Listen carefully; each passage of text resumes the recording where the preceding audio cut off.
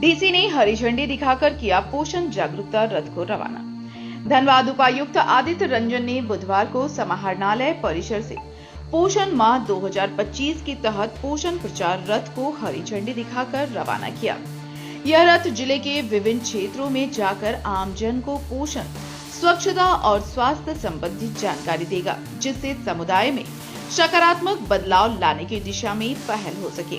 उपायुक्त ने कहा कि कुपोषण की समस्या से निपटने के लिए केंद्र और राज्य सरकार मिलकर काम कर रही है। समाज कल्याण विभाग और स्वास्थ्य विभाग की संयुक्त पहल के तहत बच्चों में कुपोषण और मोटापे को दूर करने के लिए स्वास्थ्य जीवन शैली को अपनाने पर जोर दिया जा रहा है। इस अभियान में शहिया, सहायिका, सेविका और पोषण सखी की भी अहम भूमिका होगी। वहीं जिला समाज कल्याण पदाधिकारी स्नेहा कश्यप ने यह जानकारी दी कि इस बार पोषण माह 17 सितंबर से 16 अक्टूबर तक चलेगा। इसमें 5 प्रमुख थीम पर फोकस किया जाएगा।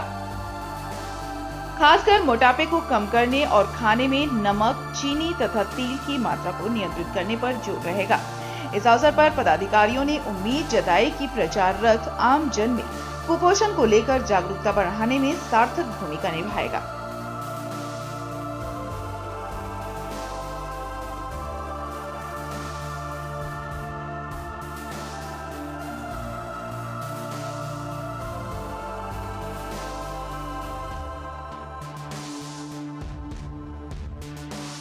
माह 17 सितंबर से लेकर 16 अक्टूबर तक मनाया जाना है, जबकि हर साल हम लोग 1 सितंबर से शुरू करते थे। इसमें 5 थीम है, जिसमें इसमें 2 नई चीज़ें ऐड की गई है।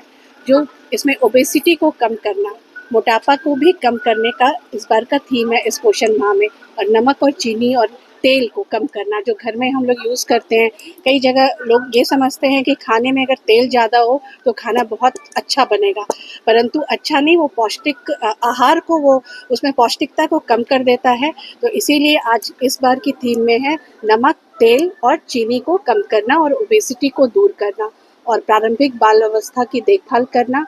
और एक और सबसे इम्पॉर्टेंट चीज़ है कि पुरुषों को भी इसमें भागीदारी निभाना है, उनको भी ये इंक्लूड किया गया है, और पोषण भी, पढ़ाई भी।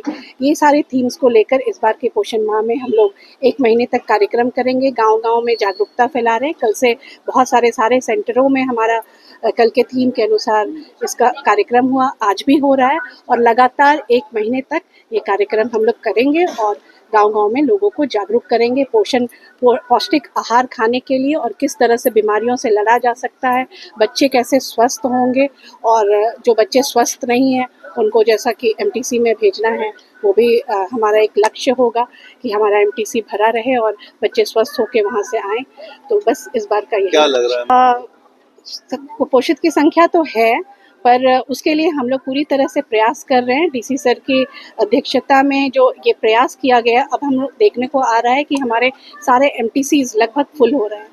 पहले बच्चे नहीं जाते थे, पर सभी के प्रयास से, सर के गाइडेंस में हम लोगों ने पूरा मेहनत किया, और एमटीसी, हमारी सेविकाएं जो है एमटीसी में बच्चों को लेकर जा रही है, और बच्चे वहाँ रह भी रहे हैं, क्योंकि एमटीसी भी एक अच्छा बन चुका है, और तब बच्चे भी वहाँ रह रहे हैं और पेरेंट्स भी वहाँ बच्चों को भेज रहे हैं। पोषण अभियान के बाद हम लोग देखेंगे कि कुपोषण दर में कितनी कमी आई है, इसका आकलन हम लोग ज़रूर करेंगे।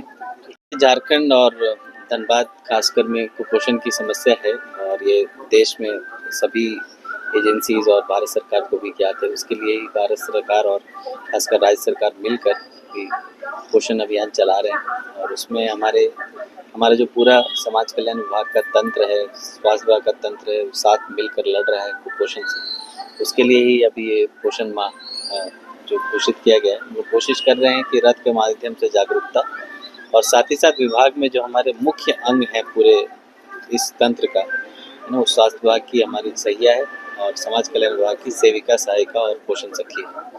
तो इनको हम लोग मेन कड़ी मानते हुए कोशिश कर रहे हैं कि ऐसा जो जागरूकता है पोषण को लेकर, जो जागरूकता है सही पौष्टिक आहार को लेकर, वो जन जन तक पहुँचे। कुपोषण अगर पाया जाता है तो वैसे बच्चियाँ चिन्हित हो, और हमारे जो एमटीसी हैं उसकी ऑक्यूपेंसी बढ़े, उसमें एमटीसी में उनका ट्रीटमेंट हो। लास्ट 3 महीने में एमटीसी का जो ऑक्यूपेंसी है वो लगभग 5 से 6 गुना हुआ है। सदर एमटीसी का तो 100 गुना हो गया है। तो जो एक बहुत बड़ा अचीवमेंट है उसके लिए मैं समाज कल्याण विभाग, स्वास्थ्य विभाग दोनों को धन्यवाद भी देता हूँ कि उन लोगों ने राज्य सरकार की इतनी महत्वाकांक्षी योजना को धरातल पर उतारने का काम किया।